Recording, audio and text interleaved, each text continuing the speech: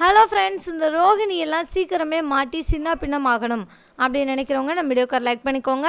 ஆமாம் ஃப்ரெண்ட்ஸ், ரோஹிணி ரொம்ப நாளாகவே பயங்கரமான ஆட்டம் ஆடிக்கிட்டு இருக்கிறாங்க. பட் இருந்தாலும் இதற்கு இடையிலையும் ரோஹிணி மாட்டவே இல்லை அப்படின்றது தான் ரொம்பவே வருந்தத்தக்க விஷயம். பட் எப்போ தான் மாட்ட போகிறாங்க அப்படின்றத நோக்கி தான் எபிசோட் நகர்ந்துக்கிட்டு இருக்குது. ஸோ இன்றைக்கி எபிசோடில் நடந்த முக்கியமான விஷயங்கள் என்னென்ன அப்படின்னு சொல்லிட்டு இந்த வீடியோவில் பார்க்கலாம். இன்றைக்கி எபிசோட் ஸ்டார்டிங்கில் யாரை காமிச்சிருந்தாங்க அப்படின்னு பார்த்தீங்கன்னா, நம்ம ரவி அண்ட் ஸ்ருதி இவங்களையும் காமிச்சிருந்தாங்க. ஒரு பக்கம் முத்து அண்ட் மீனா ரெண்டு பேரும் என்ன பண்ணுறாங்கன்னு பார்த்தீங்கன்னா, அவங்களுடைய பிஸ்னஸ்க்கு தேவையான விஷயங்களை பண்ணணும் அப்படின்னு சொல்லி பிளான் பண்ணிக்கிட்டு இருந்தாங்க இல்லையா. அப்போ இவங்க ரெண்டு பேருக்கும் தும்மல் பிரச்சனை அதிகமாக வந்துருச்சு. அப்போ விஜயா வந்துட்டு எதுக்குடா இப்படி தும்மிக்கிட்டே இருக்க செய் அப்படின்னு சொல்லிட்டு அவங்க படுக்க கோச்சிக்கிட்டு என்ன பண்ணுறாங்க, அந்த பக்கம் போயிட்டாங்க ரெண்டு பேரையும் பார்த்துட்டு. ஸோ இப்போ முத்துவன் மீனா ரெண்டு பேரும் ஆவி பிடிக்கலாம் அப்படின்னு சொல்லிட்டு ரெடி பண்ணி ஹாலில் உட்காந்து ஆவி பிடிச்சிட்ருக்காங்க. அந்த டைமில் நம்ம ஸ்ருதி வந்துட்டு வர்றாங்க. ஸ்ருதி வந்து பார்த்துட்ருக்காங்க இவங்க என்ன பண்ணுறாங்கன்னு. அதே டைமில் விஜயாவும் வர்றாங்க. வந்துட்டு நடுகாலில் என்ன பண்ணிக்கிட்டு இருக்கீங்க, அவங்களுக்கு ரெண்டு பேரும் போர்வை மூடி உட்காந்துருந்தாங்களா. ஸோ அதை வந்து இவங்க என்ன பண்ணுறாங்க, வேறு மாதிரி சித்தரித்து பேசுகிறாங்க. என்னடா பண்ணிகிட்ருக்கீங்க அப்படின்ற மாதிரி தப்பாக பேசுகிறாங்க. பேசிவிட்டு அதற்கப்புறம் அவங்க என்ன சொல்கிறாங்க அப்படின்னா, இங்கே பாரு, இதெல்லாம் ஹாலில் தான் உட்காந்து ஆவி பிடிப்பீங்களா, வேறு இடமே இல்லையா அப்படின்ற மாதிரி கேட்குறாங்க. ஆமாம், எங்களுக்கு என்ன தனியாக ரூமாக இருக்குது, நாங்கள் இங்கே தான் உட்காந்து ஆவி பிடிப்போம் அப்படின்னு சொல்லி பேசிக்கிட்டு இருக்கும் போதே இந்த மனோஜ் அறிவாளி வேகமாக வந்து சட்டியை தட்டி விட்டு கீழே விழுந்துடுறாரு. இதை பார்த்து ஸ்ருதி எல்லாரும் சிரிக்கிறாங்க. ஸ்ருதி சிரித்தோடனே விஜயாவுக்கு கோபம் வந்துருச்சு. இதை எதுக்கு இங்கே தான் வைப்பியாடி, வேற எங்கேயாவது உட்காந்து ஆவி பிடிச்சி தொலைங்களே ரெண்டு பேரும் அப்படின்ற மாதிரி திரும்பவும் சொல்கிறாங்க. அதை தான் சொல்கிறேன், எங்களுக்கு தனியாக ரூம் கிடையாதுல்ல, நாங்கள் எங்களை இந்த வீட்டில் ஒரு மூலையில் இங்கே உட்கார வச்சுருக்குறீங்க, அப்புறம் எப்படி நாங்கள் வந்து வேற எங்கேயுமா போய் ஆவி பிடிக்க முடியும், இங்கே தான் பிடிப்போம் அப்படின்ற மாதிரி இவர் சொல்லிடுறாரு முத்து. ஸோ அவங்களும் அங்கேருந்து என்ன பண்ணிடுறாங்க, கிளம்பி போயிடுறாங்க. ஸோ இதற்கப்புறம் என்ன நடக்குது அப்படின்னா, நம்ம ரவி அண்ட் ஸ்ருதி ரெண்டு பேரையும் காமிக்கிறாங்க.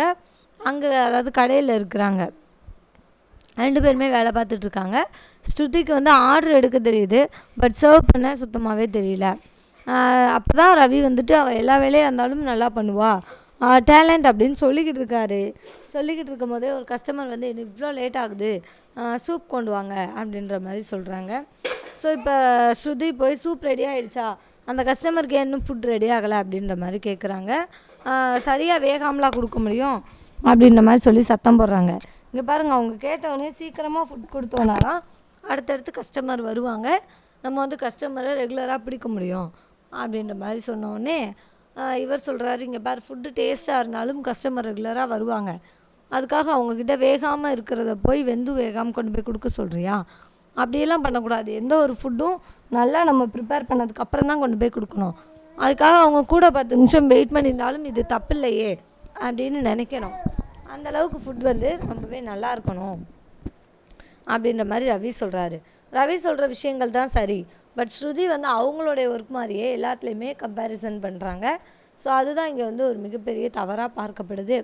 ஸோ இப்போ ரவி வந்து கோவப்பட தான் செய்கிறாரு. ஸ்ருதி என்ன பண்ணுறாங்க அப்படின்னா, சரி ஓகே அப்படின்ற மாதிரி அவங்களும் முதல்ல நார்மலாகவே கடந்து வந்துடுறாங்க. அதுக்கப்புறம் சூப்பு அங்கே ரெடி ஆகிடுச்சு, போய் ஊற்றிட்டு போய் கொடு அப்படின்ற மாதிரி சொல்கிறாங்க. இங்கே பாருங்கள், எனக்கு வந்து இது வேலையே கிடையாது, நான் வந்து ஆர்டர் எடுக்கிறது மட்டும்தான் என்னுடைய வேலை, இந்த வேலையை நான் சும்மா தான் பண்ணிகிட்ருக்கேன் அப்படின்ற மாதிரி சொன்னோடனே, இங்கே பாரு, நான் வந்து நீ சும்மா பண்ணு, சம்மந்துக்கிட்டு பண்ணு, ஆனால் ஒரு அவசரம் இதுனா எல்லா வேலையும் தான் பண்ணி ஆகணும், நீ போய் இந்த வேலையை பாரு அப்படின்ற மாதிரி சொல்லி சத்தம் போட்டுறாங்க. சரின்னு சொல்லிவிட்டு இப்போது ஸ்ருதியும் சூப்பை ஊற்றி கொண்டுட்டு போகிறாங்க. ஆனால் ஸ்பூன் எடுத்துகிட்டு போகல. கஸ்டமர் வந்து இதை டேஸ்ட் பண்ணி காமிங்க அப்படின்ற மாதிரி சொல்கிறாரு.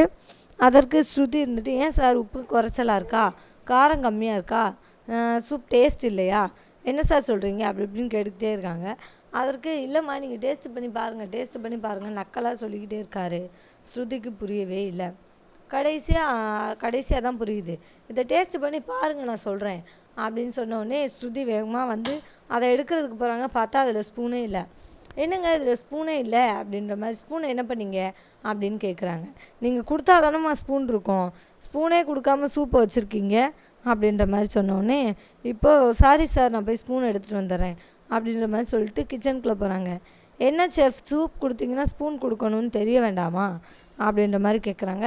அதெல்லாம் உங்கள் வேலை, எனக்கு ப்ரிப்பேர் பண்ணுறது மட்டும்தான் என்னுடைய வேலை அப்படின்ற மாதிரி சொன்னோடனே சரின்னு சொல்லிவிட்டு இப்போ ஸ்ருதிக்கு வந்து அப்போ இங்கே ஸ்பூன்லாம் எங்கே இருக்கும் அப்படின்ற மாதிரி கேட்குறாங்க. வா நான் ஸ்பூன்லாம் எங்கே இருக்கும்னு காமிக்கிறேன் அப்படின்னு சொல்லிட்டு போய் காமிக்க போகிறாரு. அந்த டைம்லேயே நீத்து வந்து ஸ்பூன் எடுத்து கொடுத்துட்றாங்க. என்ன ஸ்ருதி, நீங்கள் கஸ்டமர் எவ்வளோ நேரமாக ஸ்பூன் ஸ்பூன் கேட்டுட்ருக்காங்களாம், நீங்கள் கொடுக்கலையாமே அப்படின்னு சொல்லிட்டு அவங்க வந்து கொடுத்துட்றாங்க.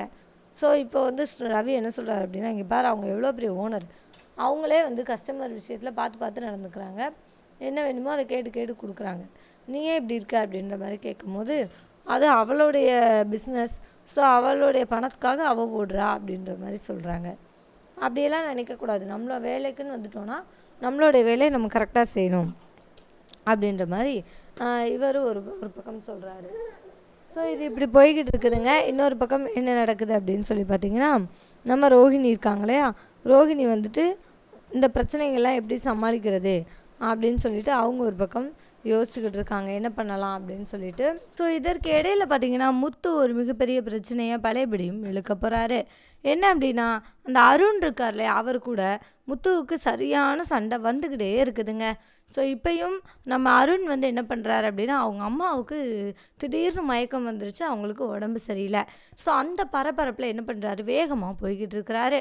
ஸோ அப்போது அந்த டைமில் முத்து வந்து அவருடைய வழியில் கிராஸ் ஆகுறாரு. என்ன பண்ணுறாரு அப்படின்னா, இவர் வந்து காரை நிப்பாட்டி செல்வமும் முத்துவும் பேசிக்கிட்டு இருக்கிறாங்க. அந்த டைமில் அந்த நம்ம அருண் வந்து அந்த பக்கமாக போகிறாரு. அப்போ அவர் ஹெல்மெட்டும் போடலை. அதே மாதிரி அவர் என்ன பண்ணலை, ஃபோனும் பேசிக்கிட்டு இருக்காரு. ஃபோன் பேசிக்கிட்டே ட்ரைவ் பண்ணக்கூடாது, அதுவும் ஹெல்மெட் போடாமல் அப்படின்றது எல்லாருக்குமே ரொம்ப நல்லா தெரியும். ஸோ அவர் வந்து ஒரு டிராஃபிக் இன்ஸ்பெக்டர், அவர் அத்தனை பேர்த்துக்கு அவ்வளோ குறை சொல்லுவார், அவ்வளோ அட்வைஸ் பண்ணுவார். ஸோ அவரே அதை பண்ணுறப்போ இவர் வந்து என்ன பண்ணுறாரு, இதுதான்டா வாய்ப்பு, சிக்குனாண்டா அப்படின்னு சொல்லிட்டு அவரை வீடியோ எடுக்கிறாரு. ஸோ வீடியோ எடுக்கிறாரு. இந்த டைமில் வந்துட்டு அவர் அருணும் தெரியாமல் போய்கிட்டே இருக்கிறாரு. இப்போ அருண் என்ன பண்ணுறாரு அப்படின்னா, ஒரு இடத்துல வண்டியை நிப்பாட்டிட்டு மெடிக்கல் ஷாப்புக்கு போகிறாரு. பார்த்தா அது நோ பார்க்கிங்கில் வண்டியை விட்டுருக்காரு. ஸோ இதெல்லாம் வந்துட்டு வீடியோ எடுத்து வச்சிடுறாரு. அதே மாதிரி நோ பார்க்கிங்கில் வண்டியை விட்டுருக்க, நாங்கள் விட்டால் வண்டியவே தூக்கிட்டு போயிடுவேல அப்படின்னு சொல்லிட்டு செயின் எடுத்து என்ன பண்ணுறாரு, வண்டியை லாக் பண்ணுறாரு. செல்வம் எவ்வளவோ வேண்டாண்டா பேசாமல் இருறா அப்படின்னு சொன்னாலும் இவர் வந்து கேட்கவே இல்லை, வண்டியை வந்து லாக் பண்ணி வச்சுட்டாரு. ஸோ இப்போது செல்வத்துக்கு ரொம்ப பயமாக இருக்குது. வேண்டாண்டா முத்து, பேசாமல் இருடா, போலீஸ்காரன் சவகாசமே நமக்கு வேண்டாண்டா, அவங்ககிட்ட எதுக்குடா வம்புன்னு படித்து சொல்கிறாரு. ஆனால் முத்து கேட்கவே இல்லை. அதே மாதிரி அவர் திரும்ப வர்றாரு, வண்டி லாக்காக இருக்கிறத பார்த்து என்னடா இது லாக்காக இருக்குன்னு பார்க்குறாரு. அப்போ இவர் தெனாவட்டா கை தட்டி, இங்கே பாருங்கள் இன்ஸ்பெக்டர், நான் தான் பூட்டினேன், இதே இதை நாங்கள் பண்ணால் என்ன பண்ணியிருப்பீங்க, அதே தான் நீங்கள் பண்ணப்போ நான் பண்ணியிருக்கேன் அப்படின்ற மாதிரி அவர் வந்து முகத்துக்கு நேராக எல்லா விஷயங்களையும் சொல்லிடுறாரு. ஸோ இப்போ வந்துட்டு அவங்க பயங்கரமாக டென்ஷன் ஆகுறாரு அருண். இங்கே பாரு, நான் ஒரு எமர்ஜென்சியில் போய்கிட்டு இருந்தேன், அதுவும் மெடிக்கல் எமர்ஜென்சி, அதில் தான் நிப்பாட்டினேன் அப்படின்ற மாதிரி சொல்லும்போது, இங்கே பாரு அன்றைக்கி அதே மாதிரி தான் சார் நானும் அவருடைய அப்பா செத்து போயிட்டாருன்னு தான் கொண்டு போய் விடணும்னு நோ பார்க்கிங்கில் நான் என்ன பண்ணேன், அதாவது ஒன்வேயில் நான் போனேன், ஆனால் அதுக்கே நீங்கள் என்னை எப்படியெல்லாம் பேசுனீங்க, அதே மாதிரி தானே சார் இதுவும், நீங்கள் பண்ணால் தப்பு இல்லை, நாங்கள் பண்ணால் தப்பா அப்படின்ற மாதிரி சொல்லி முகத்தில் அடித்த மாதிரி சொல்லிடுறாரு. ஸோ இப்போது அந்த போலீஸ் வந்து சரி ஓகே அந்த பையன் சொல்கிறது கரெக்டு தானே அப்படின்னு எடுத்துக்கிட்டால் பிரச்சனையே இல்லை. பட் அவர் என்ன பண்ணுறாரு அப்படின்னா, உனக்கு ஒரு நாள் இருக்குடா அப்படின்ற மாதிரி சொல்கிறாரு. செல்வம் தான் ரொம்ப ஃபோர்ஸ் பண்ணி இங்கே பாருங்கள் சாரி அப்படின்னு சொல்லிட்டு, இருங்க நான் எப்படியாவது வண்டி சாவி வாங்கி தந்துடுறேன்னு சொல்லி அவர் வந்து பூட்டையே ஓப்பன் பண்ணி விட்டார். அதனால தான் அருணால் போகவே முடிஞ்சது. ஸோ இப்போ அருண் என்ன நினைக்கிறாரு அப்படின்னா, இவனை ஏதாவது கண்டிப்பாக பண்ணியே ஆகணும் அப்படின்னு நினச்சிக்கிட்டு இருக்காரு. அந்த டைமில் முத்து என்ன பண்ணுறாரு, ஸ்டேஷனில் போய் அந்த இன்ஸ்பெக்டர்கிட்ட கம்ப்ளைண்ட் பண்ணிடுறாரு. சார் டிராஃபிக் போலீஸ் இப்படியெல்லாம் நடந்துக்கிறாரு, இதில் எங்களை வந்து அவர் என்ன சொல்கிறாரு, ஒழுங்காக இருங்க, இப்படி இருங்க அப்படி இருங்கன்னு அவர் எங்களை பார்த்து சொல்கிறாரு. பட் அதற்கு முன்னுதாரணமாக வழிகாட்டியாக இருக்க வேண்டியதே அவர் தானே சார், அவரே இப்படி இருந்தாருன்னா நாங்களாம் அப்புறம் எப்படி இருப்போம், அப்படியே தான் இருப்போம் அப்படின்ற மாதிரி எல்லா உண்மைகளையும் என்ன பண்ணுறாங்க சொல்கிறாங்க. ஸோ இதற்கப்புறம் வந்து என்ன நடக்குது அப்படின்னா, நாளை எபிசோடில் காமிக்கிறாங்க. அப்போ அருண் வந்து போலீஸ் ஸ்டேஷனுக்கு போகிறாரு. போனோடனே அங்கே வந்து சத்தம் போடுறாங்க, இங்கே பாருப்பா நீ வந்து தேவையில்லாத வேலையெல்லாம் பார்ப்பியோ அப்படின்ற மாதிரி சொல்லி சத்தம் போடுறாங்க. அப்போது இல்லை நான் அப்படிலாம் எதுவும் பண்ணலை அப்படின்ற மாதிரி இவரும் சொல்கிறாரு. ஸோ இப்போ வீட்டில் இருக்க எல்லாருக்குமே இது வந்து ஒரு நல்ல வெறுவாயை மெல்றதுக்கு ஒரு சான்ஸ் கிடைச்ச மாதிரி. ஸோ எல்லாருமே என்ன பண்ணுறாங்க, அவ்வளோதான் போச்சு, இதுக்கப்புறம் இவனால் வெளியிலலாம் வர முடியாது, அப்படியா இப்படியான்னு சொல்லி பேசிக்கிட்டு இருக்காங்க. ஸோ இன்றைக்கி எபிசோடில் நடந்த முக்கியமான விஷயங்கள், நாளைக்கு எபிசோடில் நடக்க போகிற விஷயங்கள் இவ்வளோதாங்க. தேங்க்யூ ஃபார் வாட்சிங். இந்த வீடியோ உங்களுக்கு பிடிச்சிருந்துச்சுன்னா மறக்காமல் லைக் பண்ணிக்கோங்க. நம்ம சேனலை நீங்கள் இன்னும் சப்ஸ்கிரைப் பண்ணலையா, மறக்காமல் சப்ஸ்கிரைப் பண்ணிக்கோங்க.